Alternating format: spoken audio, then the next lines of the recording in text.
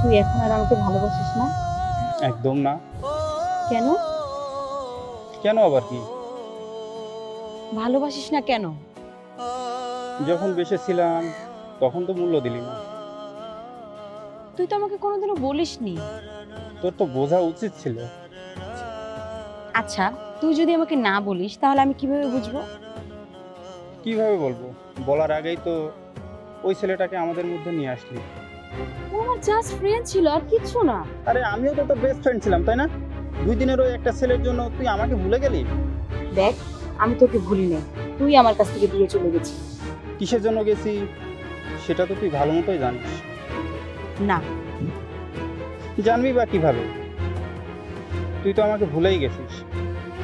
এমন করে বলিস না, তুই তো জানিস আমি একটু কম বুঝি, বললেই পারতিস। আমি তোর পাশে অন্য কাউকে সহ্য করতে পারি না, এটা তুই জানিস না? এই কথাটা একবার বললেই পারতি। কেন বলবো?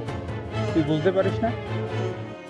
যদি বুঝতাম তাহলে কি তোর কাছ থেকে এভাবে দূরে চলে যেতাম?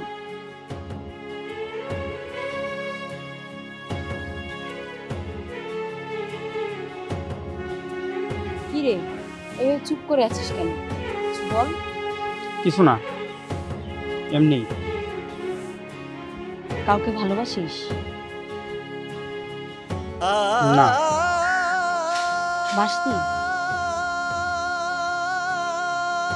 হ্যাঁ। তাহলে সেদিন বলিসনি কেন? তখন বলার সাহস ছিল না। কেন? ভয়। কিসের ভয়? তোকে হারানোর ভয়। কেন আমাকে হারাবি কেন? তোকে বলার পর তুই যদি না বলে দিস, তুই যদি আমাকে ছেড়ে চলে যাস, তখন তো আমাদের বন্ধুত্বটা নষ্ট হয়ে যাবে। তুই কেমন করে ভাবলি যে তোকে ছেড়ে আমি চলে যাব? তাহলে এই 2 বছর কোথায় ছিলি? ওটা তো থাক, বাদ দে এসব কথা।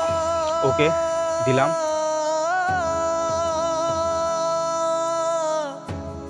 আর কিছু বলবি?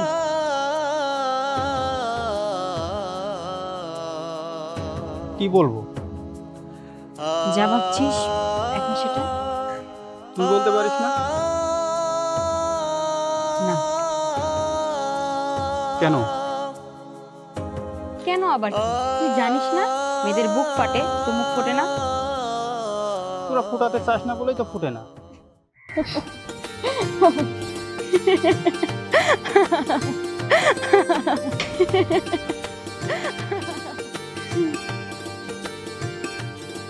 তোর হাসিটা সে আগের মতোই সুন্দর।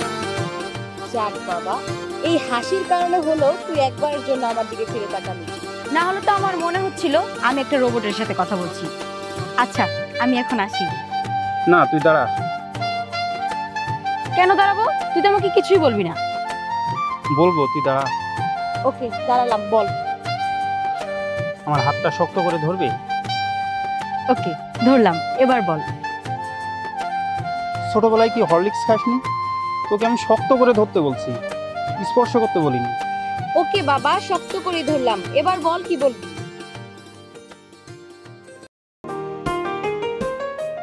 নরিন, আমি আমি আমি কি? তোকে তারপর? তোকে তোকে কি?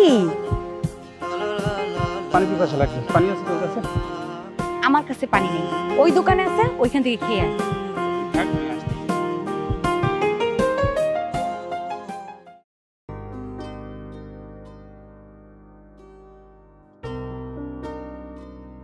পরিস্থিতি এড়াতে নওশাদ তড়িঘড়ি করে চলে গেল। নওরিন একটু হতাশভাবে তার যাওয়াটা লক্ষ্য করলো। তার হতাশ হওয়াটা স্বাভাবিকই বটে, কারণ আজ এতদিন পর তাদের দেখা। হারিয়ে যাওয়া মানুষকে পেয়ে কেউই সময় নষ্ট করতে চাইবে না। জমানো মনের কথা মুখ ফুটে বলতে ব্যস্ত হয়ে থাকবে। নওশাদ যেন ঠিক উল্টো। এত সময় কেটে যাওয়ার পরেও তার মনে সাহস আসছিল না। আজ থেকে ঠিক 4 বছর আগে নওরিন আর নওশাদের মধ্যে বন্ধুত্ব হয়। তাদেরকে দেখলেই বাকিরা বলতো মেড ফর ইচ আদার। ধীরে ধীরে তাদের মধ্যে বন্ধুত্বের সম্পর্কটা ঘনিষ্ঠ হলেও নওশাদ কোনোদিনও তার মনের কথা বলে উঠতে পারেনি। কিন্তু নওরিন বারবার চাইতো নওশাদ যেন তার মনের কথাটা বলে। কিন্তু হিউম্যান সাইকোলজি অনুযায়ী আসলে কোনো মেয়েই তার মনের কথা সহজে বলতে চায় না।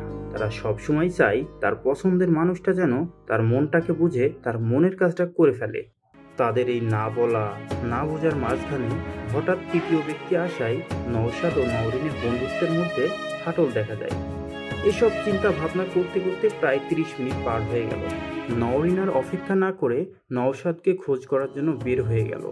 আশেপাশে খুঁজতে খুঁজতে লেকের ধার দিয়ে যেতে যেতে হঠাৎ করে কে যেন দূর থেকে বলে উঠল, Nowrin, I love you.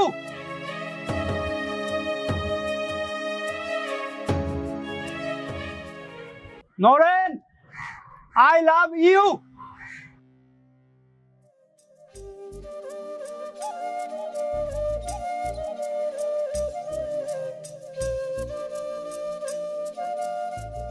Nowrin, I love you.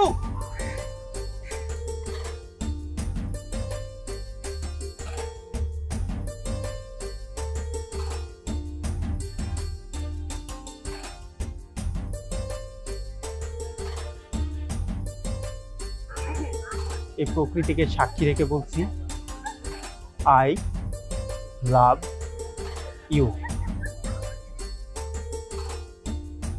হঠাৎ শান্ত পরিবেশ যেন ভালোবাসার ছোঁয়া লাগে। মৃদু বাতাসে পরিবেশটা জীবিত হয়ে ওঠে। আশেপাশে থাকা মানুষের দৃষ্টি শুধু তাদের দিকেই। নওশাদ যেন এইসব কিছু তোয়াক্কাই করছে না। মনে যেন তার এক অন্যরকম সাহসের আবির্ভাব ঘটছে। নওরিন এক পলকেই নওশাদের কথাগুলো নিজ চোখে দেখছিল, কিন্তু মনে বিশ্বাসই করতে পারছিল না এ স্বপ্ন নয় তো। কারণ যেই নওশাদ কথাটা বলতে 3 বছর সময় নিল, সেই নওশাদ আজ পুরো পৃথিবীকে সাক্ষী করে নওরিনকে কিভাবে প্রপোজ করলো। নওরিন যেন এক কল্পনার জগতে হারিয়ে গেছে। আরে আমি এভাবে আর কতক্ষণ বসে থাকবো?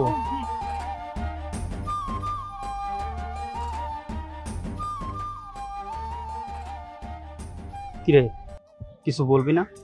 কি বলবো? তুই কাঁদছিস কেন? মাইর খাবি একটা। এই একটা কথা বলতে তোর এতদিন সময় লাগলো? Okay madam, sorry. কান ধর। আমার নাকি তোর? খালি শয়তানি না, তোর কান ধর।